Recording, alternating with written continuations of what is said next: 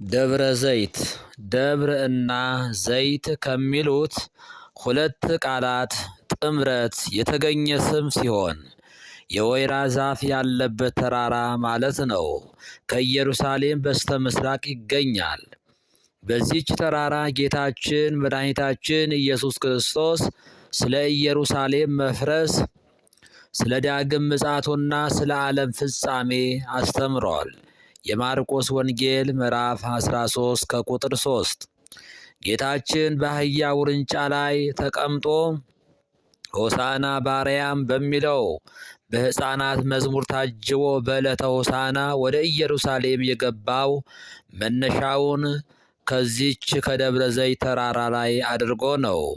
ማርቆስ 11 በምሴተ ሐሙስ 3 ሰዓት ላይ ለአይሁድ ራሱን አሳልፎ የሰጠውም ከዚች ተራራ ግርጌ በምትገኘው በጌቴሴማኒ ነበር። ሞትን ድል አድርጎ በተነሳው በ40ኛው ቀን ወደ ሰማይ ያረገውም በዚሁ ተራራ ግርጌ በምትገኘው ቢታንያ ነበር። የሉቃስ ወንጌል ምዕራፍ 24፣ የሐዋርያት ሥራ ምዕራፍ 1። በዚች ተራራ ሐዋርያት የዓለም ፍጻሜና የክርስቶስ ዳግም ምጽአት መቼና እንዴት ሊሆን እንዳለው ጌታን ጠይቀውት ነበር። ጌታም የዘመኑ ፍጻሜ ሲቀርብ የሚታዩትን ምልክቶች ዘርዝሮ ነግሯቸዋል።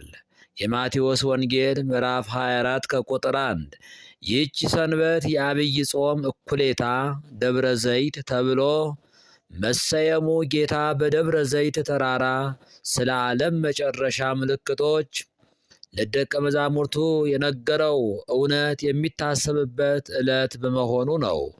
ጌታ ለደቀ መዛሙርቱ የዘመኑ ፍጻሜ ሲቀርብ ይታያሉ ያላቸው ምልክቶች ረሃብ፣ ቸነፈር፣ ጦርነት፣ የፍቅር መቀዝቀዝ እና እኔ ክርስቶስ ነኝ ወይም ክርስቶስ ልኮኛል ብለው የሚመጡ ሐሰተኞች መናፍቃን ነቢያት መነሳት ወዘተ ናቸው።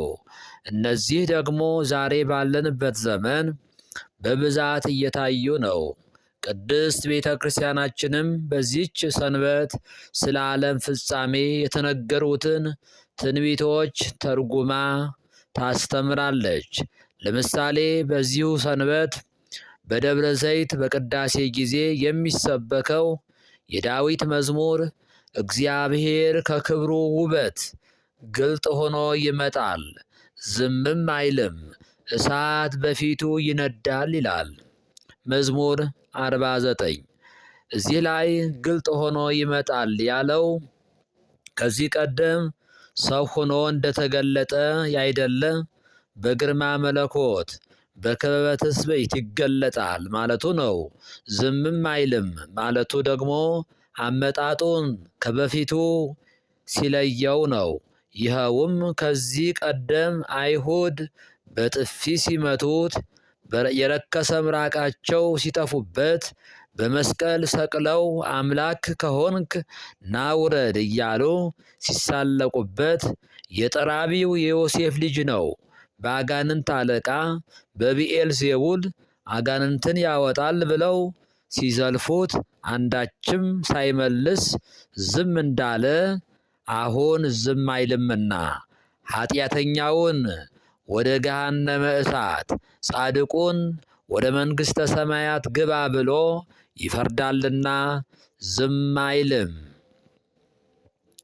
ሌላው በዚህ ዕለት በቅዳሴ መሃል የሚነበበው የወንጌል ክፍል ማቴዎስ ምዕራፍ 24 ሲሆን ይኸውም የጌታችን የመድኃኒታችን የኢየሱስ ክርስቶስ ደቀ መዛሙርቱ በደብረ ዘይት ተራራ ላይ ተሰብስበው ስለ ዳግም ምጽአትና ስለ ዓለም ፍጻሜ ሁኔታ እንዲያስረዳቸው መጠየቃቸውንና እርሱም ዘመኑና ቀኑን ከሥላሴ በስተቀር የሚያውቅ እንደሌለ፣ ነገር ግን ዘመኑ ሲደርስ የተለያዩ ምልክቶች እንደሚታዩ ከነገራቸው በኋላ ሽሽታችሁ በክረምት ወይም በሰንበት እንዳይሆን ጸልዩ እንዳላቸው የሚተርክ የወንጌል ክፍል ነው።